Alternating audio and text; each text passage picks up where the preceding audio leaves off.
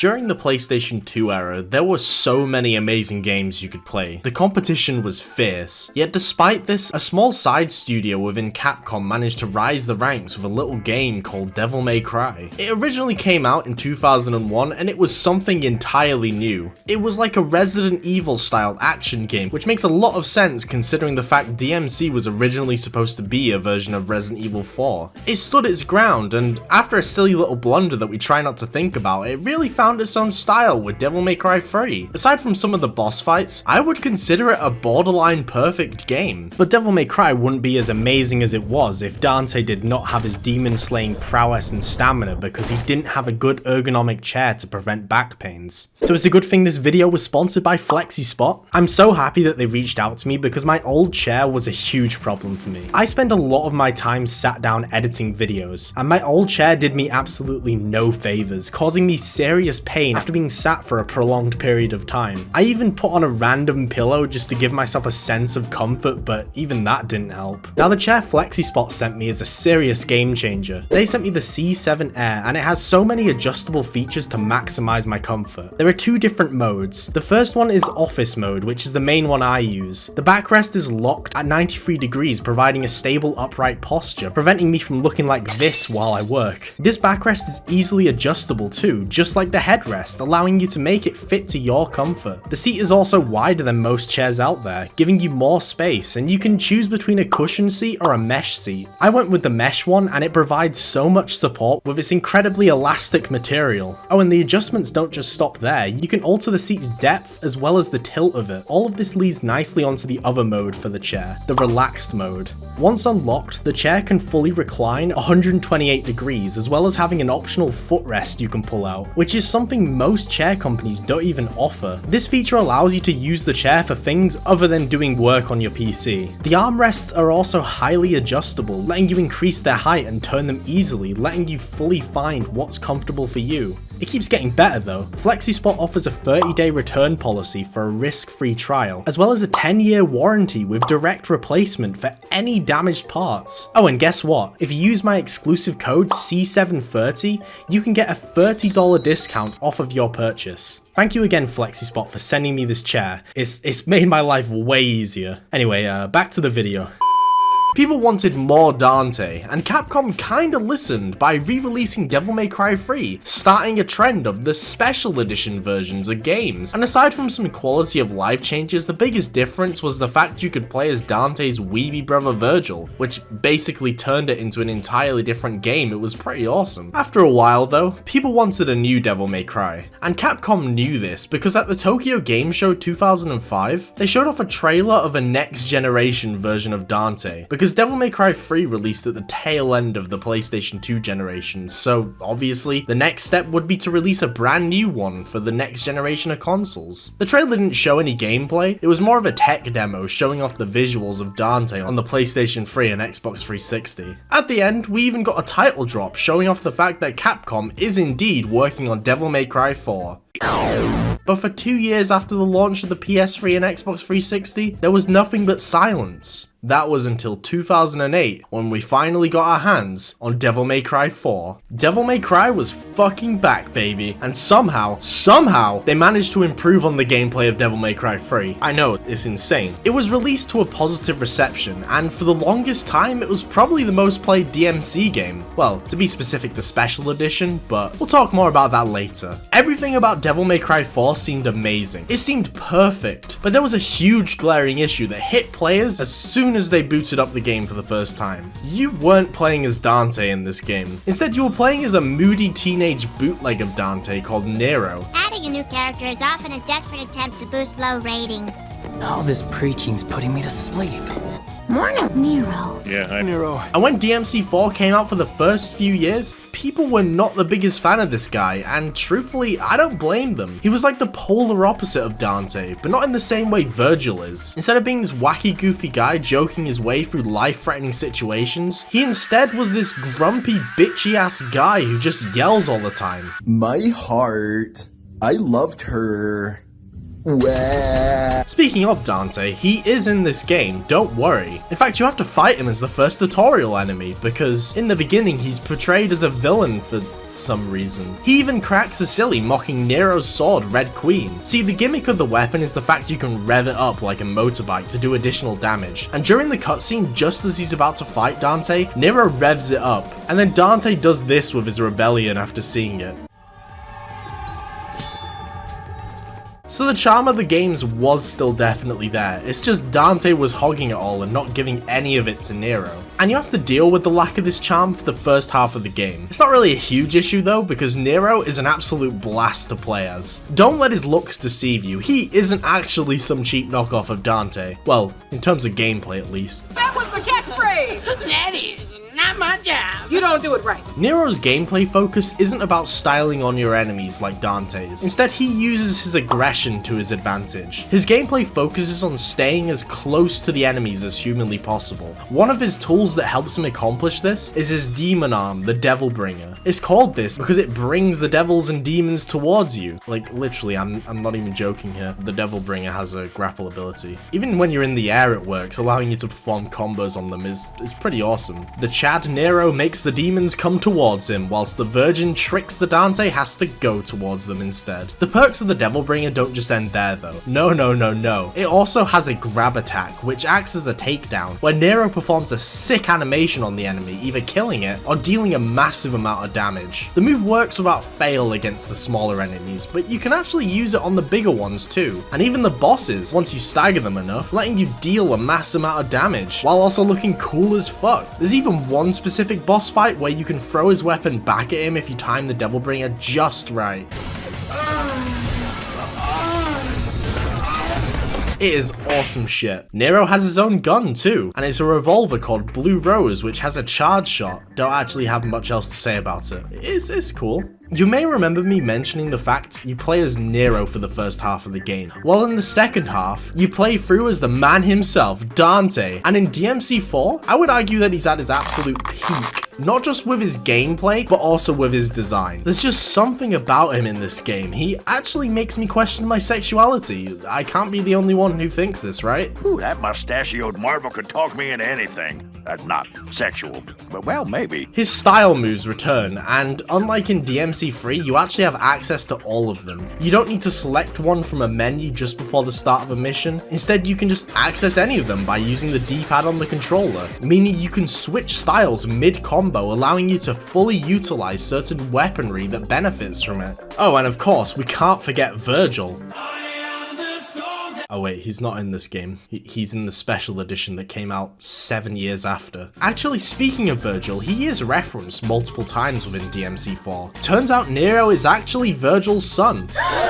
Which means Virgil fucks. What's your excuse? There's a part within the story where we encounter Virgil's katana, the Yamato, broken in half, and Nero gets impaled after encountering this, which seems to be a trend with their family. Just like with Dante when he was impaled in DMC3, this shit unleashes Nero's demon heritage, and the Yamato fixes itself, giving Nero this ghostly figure of Virgil's devil trigger form behind him. He even speaks like Virgil, talking about power during this. It is an awesome scene. Hey guys, it's me, the editor.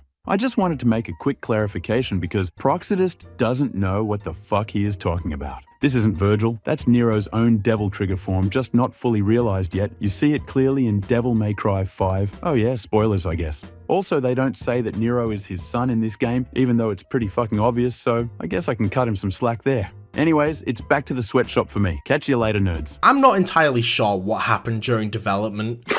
Here's the fucking game. Shithead! It's down there somewhere. Let me take another look.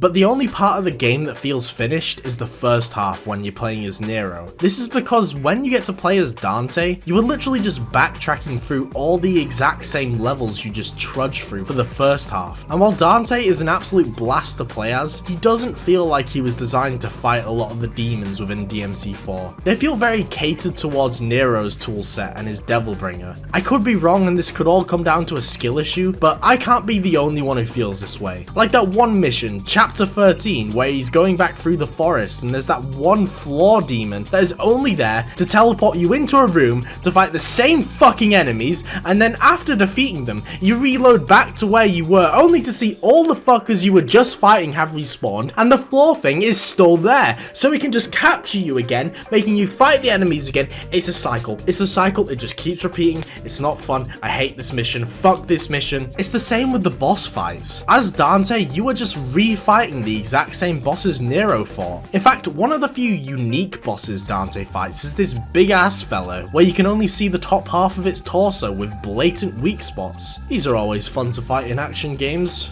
right? Oh, and then when you save Nero at the end of Dante's section, you have to go through this stupid ass dice rolling boss rush section as Nero just before the final boss. So you have to fight the same ass bosses for a third fucking time. Oh, and the final boss also kinda sucks, I'm not gonna lie. That's it? Okay, I do like this game. I know it seems like I'm complaining a lot about it, and it's just because this could have been the definitive Devil May Cry experience if it wasn't for its blatant issues, which probably came from some internal development problems that I have no idea about. All it really needed was unique levels and bosses for Dante, which is foreshadowing for something peak in the distance, which I just can't talk about yet. You know, you gotta wait for that, be patient. Despite its positive reception, people were very critical about Devil May Cry 4, because of the issues I just spoke about, despite the fact it was a very good game. Unfortunately, it was during the period of Capcom's meth addiction era, so their heads weren't exactly screwed on straight, and they looked at this feedback and thought, oh, people don't like Devil May Cry anymore, it's too cheesy and stupid, that's the problem. They then looked over at what games were trending, and they just saw a list of edgy emo-ass games with brooding protagonists that take themselves way too seriously from the West, and they thought, wow, let's give one of these developers our IP to reboot the series. They put a bunch of company names into a hat and pulled out a company known as Ninja Theory. They then contacted them to make a new Devil May Cry game, and this is what they came out with. Before I talk about this game, I just want to make it clear, I'm not gonna be just shitting all over it, because I do actually kinda like it despite how much I've mocked it in previous videos. It's a very competent action game. Okay, that's not giving it enough credit. It is a good action game, but it's brought down heavily by the fact it's called Devil May Cry. I feel like if this game didn't share the name as DMC, people would remember it far more fondly, and we may even have a sequel for it. But this game is easily the lowest point for the Devil May Cry series, not just for fans, but also for Capcom, because nobody wanted to give it the time of day whatsoever. When it was first announced at the Tokyo Game Show in 2010, it caught everyone by surprise. What the fuck is this piece of shit? At a first glance, you wouldn't even think it was a Devil May Cry game. The character we see in it is this skinny ass depressed emo looking guy smoking cigarettes and just looking miserable the whole time he's fighting demons. I'm not gonna sugarcoat it, he looks like a fucking jackass. And the moment he says his name, that was the moment people would say Devil May Cry was dead. My name is Dante. We're fucked. Fan reception, to put it lightly, was horrific, and the creative director at Ninja Theory did not help in the slightest, fanning the flames with interviews completely disrespecting the source material. He would do things like mocking how Dante looked in the original games, saying things like, if Dante dressed as he was, walked into any bar outside of Tokyo, he'd get laughed out.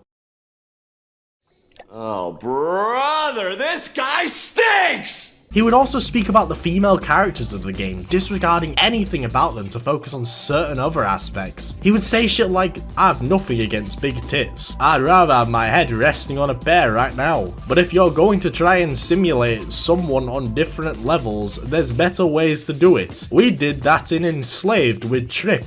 People loved her, not because she had big breasts and high heels, but because she felt like someone who could be your girlfriend. I don't have a girlfriend in real life. I'm a fucking loser. That to me is more attractive than a prostitute walking around with a big gun. I don't know if he sounded like that, but he completely dismissed anything relating to the female characters with the Devil May Cry series. So, obviously looking at these interviews, it was safe to say the reboot was in safe hands, right? Building up to the release, more was shown, and the fan response response was just always negative. No matter what they did, the damage had already been done. And when the game came out in 2013, it was met with a very cold reception, from fans at least. It's actually sat at an 86 on Metacritic, so critics did like it. And honestly, I don't blame them, because this game has a lot going for it. Just not in the character department, because holy shit, all of them suck in this game. Let's start with Dante. What the fuck were they thinking? He isn't charismatic, goofy and funny like he should be. Instead, he's a vindictive, stubborn asshole that just has nothing going for him in the personality department. Oh, and don't get me started on Virgil. He went from this stoic, cold, calculating man searching for power to this fucking loser. I literally cannot describe him any other way than just being a loser. Oh, and before they patched the game, he even wore a fucking fedora.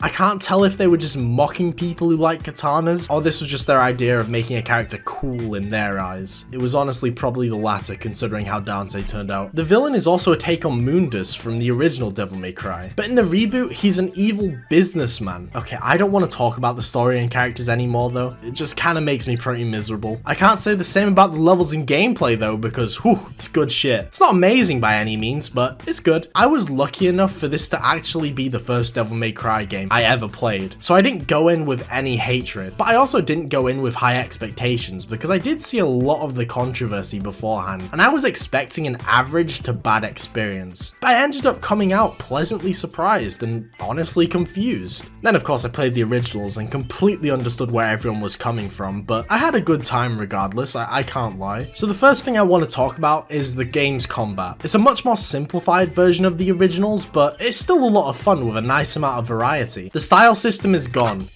but Dante can pull off the essential moves within those styles, like comboing enemies in the air and doing that one spinny move when falling back down with Ebony and Ivory. I genuinely don't know the name of this move. The currency that you get from enemies, the red orbs, work the exact same way in the reboot, with you being able to buy more weapons and moves with them in between chapters. There are multiple weapons you acquire too, but there's a lot less in the reboot, and this is because of a gimmick with the weapons having far more importance, not just being used for combat, but also being used for traversal. You get these demonic gauntlets called Erics? Erics? I don't know how to say that. But they can be used to break down walls. And for a first in the series, you get angelic weapons, like this scythe looking thing called a Cyrus, which can be used as a grapple hook for traversal. It's cool, I like it. The weapons being both demonic and angelic actually apply to the gameplay too, with certain enemies being color coded to determine whether or not they're weaker or more resistant to a demonic or angelic weapon. There aren't really any annoying enemies either, and the boss fights are consistently pretty good and downright traumatizing with their designs. Like this fetus boss fight. This shit traumatized me. Like, this is horrifying. I know where the Resident Evil team at Capcom got their ideas now.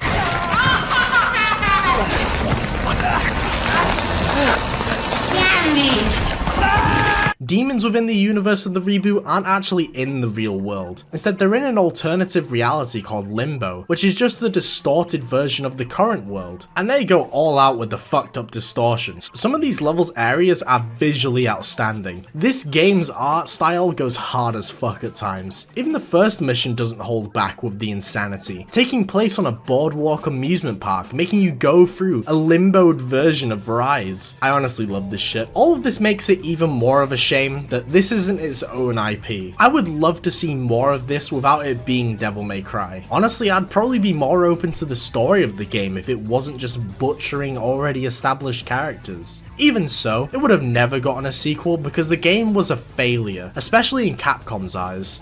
You're a fucking disappointment. They released the definitive edition a few years later, fixing some of the problems, but it wasn't enough to bring anyone around to the game. Capcom realized the mistake they made. You could not live with your own failure. Where did that bring you? Back to me. Only 2 years after, Devil May Cry 4 was back, and it was even better than ever before, because this time there was entirely new content. There were multiple playable characters, one of them being the man himself, Virgil, with his incredibly overpowered ass moveset. Come on, wimp.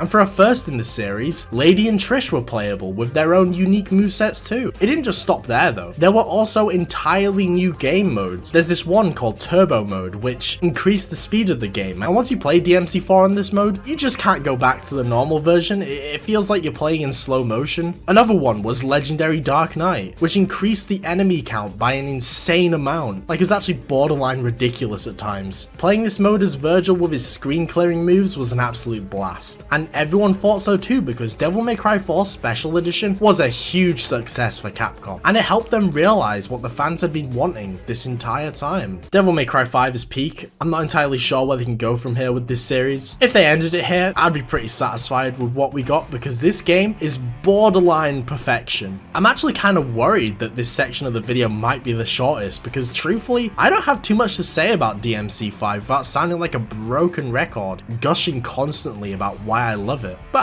I'll try my best. So Devil May Cry 5 was announced at E3 2018, which personally was one of my favourite E3s, may it rest in peace. The trailer has this amazing build up, not knowing at all what it's about, and then the Capcom logo appears, and you hear a mention of demons, and that's when the crowd knew exactly what this was. The trailer was just Devil May Cry to its core, and we even get to see Nero's new design, actually having more of his own personality, showing off his brash, aggressive nature, more in his looks, rather than looking like a bootleg version of Dante. And a new thing we saw in the trailer was the fact his Devilbringer was replaced with a robot arm, which leads nicely onto one of the new gameplay mechanics. To make up for the fact Nero didn't get any new weapons to experiment with in Devil May Cry 4, the developers wanted Nero to have a variety of something to mess around with in combat, so they made it within the story that Nero actually loses his Devilbringer. Yoink!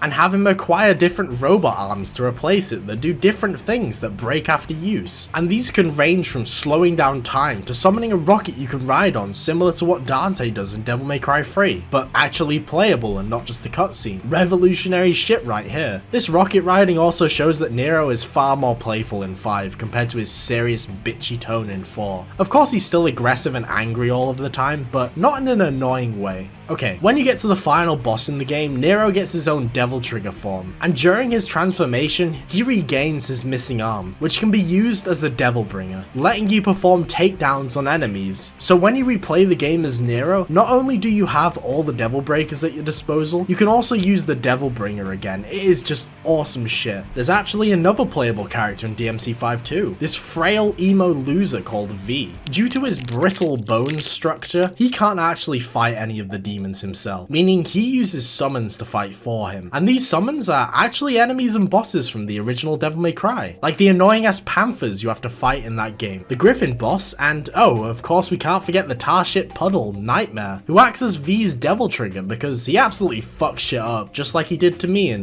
Devil May Cry 1. It's nice to actually have him on my side this time. I still hate him though. V is easily the least popular character out of the three, but that doesn't mean he's bad in the slightest. It's just the fact he has to go up against Nero, and the man himself, Dante, from the Devil May Cry series. Dante makes a grand return, and we aren't talking about the reboot Dante here. This is the style-switching wacky wahoo pizza man we all know and love from Devil May Cry 4, and he's even hotter in this game, rocking that DILF look. No one, and I mean no one, can disagree with me on this. He's hot.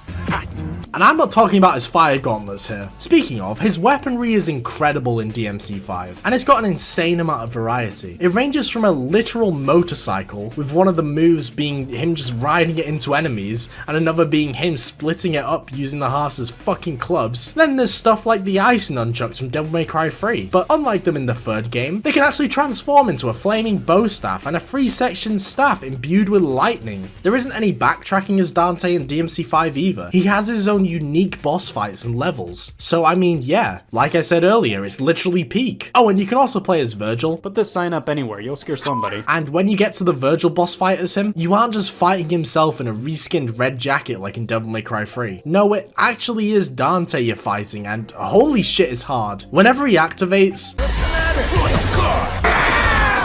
I'll show you! Should have used the Flexi Spot chair. Use the code for $30 off. There are some flaws with DMC5 though. Level design isn't its strong suit, both visually and with its variety. It's very grey, and a lot of the levels just come down to you running down corridors with the occasional arena fighting enemies until they reach the end. Oh, and the special edition is exclusive to the PlayStation 5 for some fucking reason, so you can't play on Turbo mode or Legendary Dark Knight mode on PC without having to mod the game. And the DLC Ladies Night, which was leaked, would have had a playable Trish Edition lady again, but it was scrapped or some shit. Those are the only issues though. I honestly can't think of anything else. This game is just awesome. I'm so happy that we got Devil May Cry 5 in the end, and I wouldn't be too sad if this was the finale of the series. It would mean it'll be ending on a high note, although that's not how the industry works. DMC5 was an insane success, and that just means another game is inevitable, and it won't be a reboot. Despite its turbulent history, people loved this series. And I'm one of those people. Devil May Cry is awesome, and you should play it. And I just want to thank FlexiSpot again for sponsoring this video. Use code C730 to get a $30 discount.